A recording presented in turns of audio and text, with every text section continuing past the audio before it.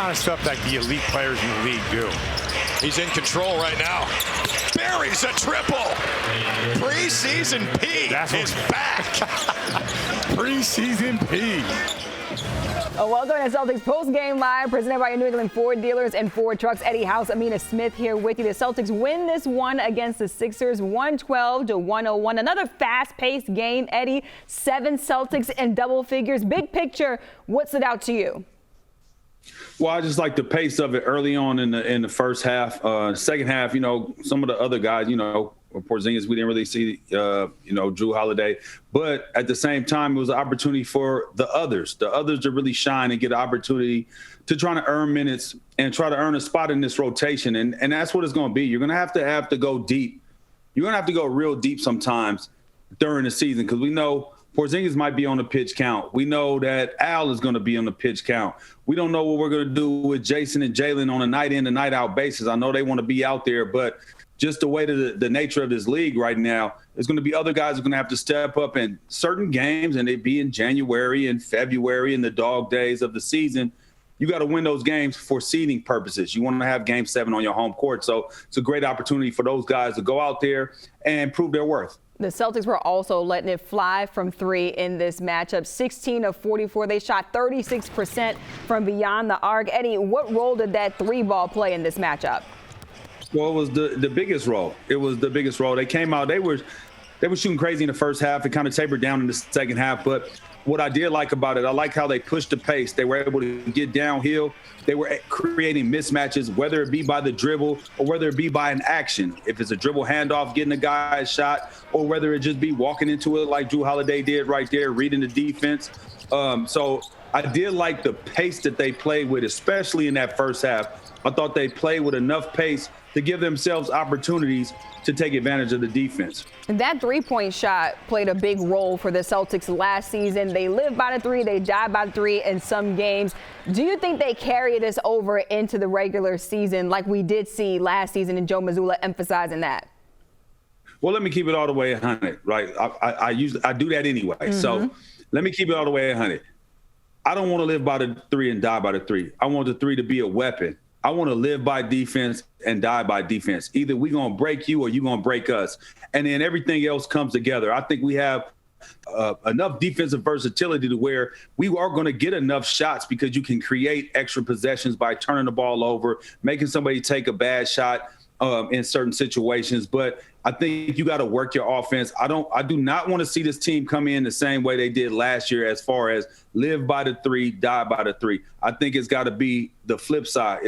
The defense has to be the backbone of this team, and then the 3s come as they may. If it's one of them nights where it's rocking, then yeah, let it fly. If it's not rocking like that, I think to win a championship, you have to play you have to be able to play in all kind of phases in different ways. It doesn't always have to be one way. Yeah, I agree with you. I want them to focus on that defense, but listening to Joe Mazzulla during the offseason, they're probably definitely going to be throwing up those 3s as well during the regular season. All right, let's send out to Abby Chin, who's at Sam Hauser after this win.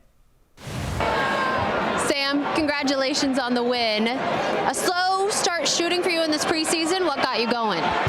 Man, just seeing one go through the hole. I mean, when you see one go down, your confidence goes up, and the shooters keep shooting. So, eventually they're going to start falling. It wasn't just you tonight. The 3s were falling for everybody. Yeah. Offensively, what was working?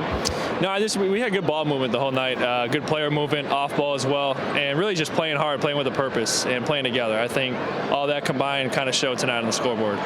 Sam Cassell told me at halftime that defense was really the focus of training camp. What improvements have you seen on that end?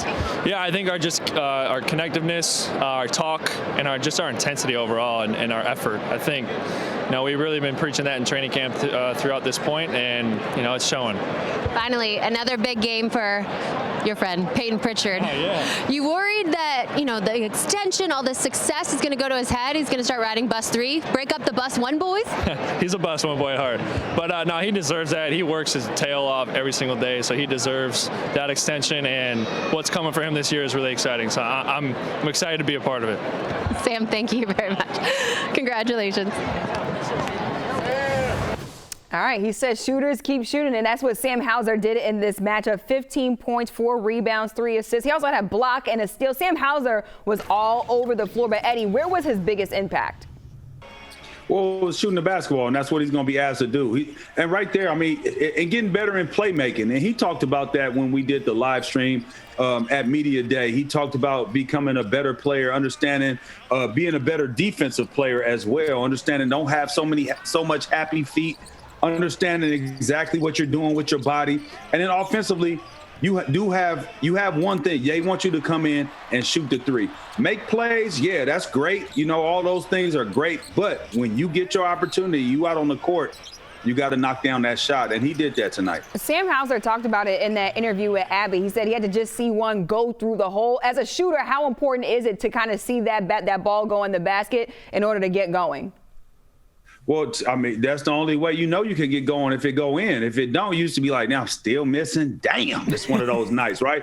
But if once you see it go in, you like, okay, now I got a rhythm. And it only takes one. Like you said, you feel like if you a shooter, myself, if I see one going, I feel like I got a rhythm, right? And that's all it really takes is to see that thing go in. And the one thing about it, when you're a shooter and you're a hired gun and that's what your job is, you can't make it unless you take it. So you got to constantly take those shots, especially if you work on them. It doesn't matter if you've been missing, whatever it is, you got to make sure that you constantly take your shots and do your job. Peyton Pritchard also had 17 points in tonight's game. I saw him out there on the floor being a little bit more vocal with that second unit. What did you notice from Peyton Pritchard in this win?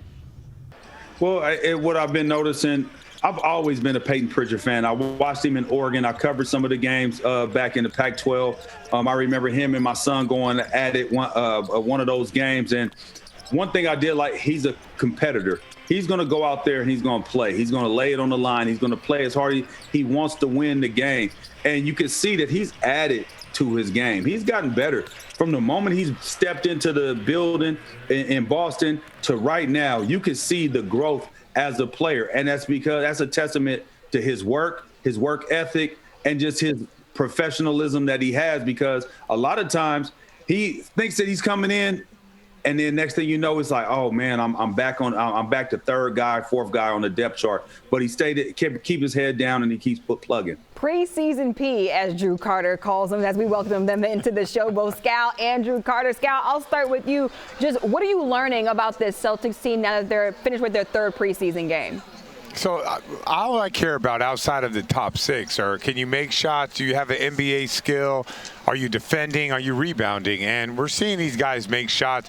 We're seeing great performances today with Sam Hauser, Peyton Pritchard, Mihailuk, and guys are starting to, where you can kind of see, all right, 7, 8, 9, 10, it's going to be these guys that can continue to contribute to this team and help this team be a championship level team. I feel like outside of Peyton Pritchard, who obviously is the MVP of the preseason so far, Svi Mihailuk has been maybe the most impressive player on this roster. Knocking down threes at a certain point today, Amina, he had not missed a shot.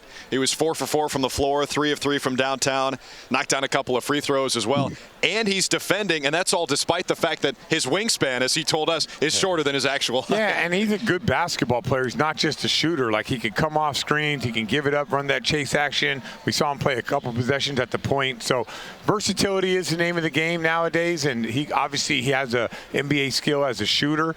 But what we're finding out with a lot of these guys, they're more than just what the box that maybe other people have put them in. Also, J.D. Davison, not just a guy who's going to run up and down the floor in the fast break. He was crafty today in that pick and roll, almost a little like Chris Paul-esque with how he was controlling the game from a pace perspective. But, guys, I'm just happy the Celtics won a game that I called with Scal, because I was 0-1 coming into tonight, and now I'm thinking, hey, now that we've won a game, maybe they'll keep me around, I hope. Yeah, just know that it's just not all about you. Well, I mean, of course, but I didn't want to be the bad luck charge. Are you saying you bring some good luck as well? Is that what you're trying to say, Scal, that you bring in good luck? No, he's new, and we're rolling out. I'm like, I'm taking you out to dinner. I'm showing you this. I'm showing you that. Now, eventually, we're gonna, He lying. I don't believe that. I did, Eddie. I did take him out to dinner last night. You don't break bread like you don't be spending money like that. Hold on, Scal, you ain't never take us out to dinner. Hold on now, because what kind of dinner y'all eating on the road? You never took us out before. Well, because it was at home. Now, let me tell you guys, I'll just be real. At home, I can't expense it. And on the road, I can expense it. You can expend stuff? Yes. I got to figure out how to do that. You know what? I'm We'll going to just get let out him of pick here. up the tab. Scal is just being cheap. He don't want to hang out with me and Eddie. It's all right. It's all right. Dude's getting all the love.